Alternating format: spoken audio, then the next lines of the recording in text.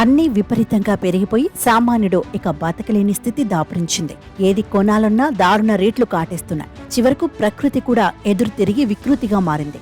ఇటు నగరాలలో దారుణ వానల దెబ్బకి బస్తీలకు బస్తీలే మునిగిపోయాయి. అటు పల్లెటూళ్లలో ఊళ్లకు ఊళ్ళు ఇలా మునిగిపోతున్నాయి. అయినా సరే కూరగాయ ధరలు ఎక్కడ తగ్గవు. అసలు సామాన్యమైన ఏ వస్తువు తగ్గదు. దేని రేటు చూసినా ఆకాశంలోకి మాత్రమే పరుగు పెడుతోంది.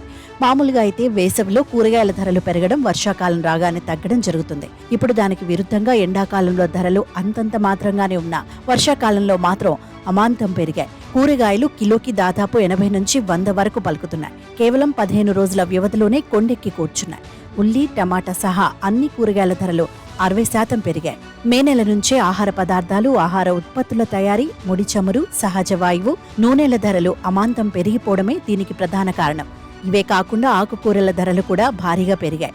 డిమాండ్కు తగ్గట్టుగా సరిపడా ఆకుకూరలు మార్కెట్లోకి రాక వీటి ధర భారీగా పెరిగిందని చెప్పొచ్చు.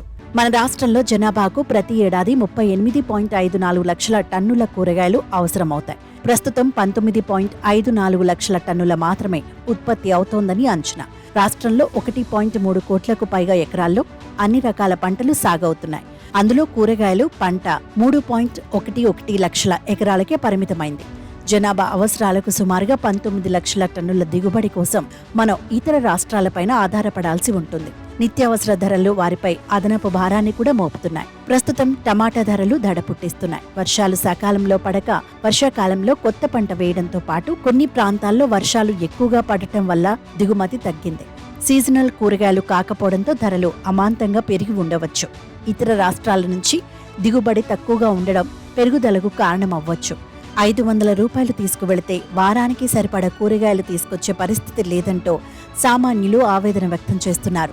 రైతులు కూడా ముందస్తు ప్రణాళిక ప్రకారం కూరగాయలు పండిస్తేనే సామాన్యులకు ధరలు అందుబాటులో ఉంటాయి. లేకపోతే ధరలను చూసి సామాన్య జనం బెంబేలెత్తవలసిన పరిస్థితి ఉంటుంది.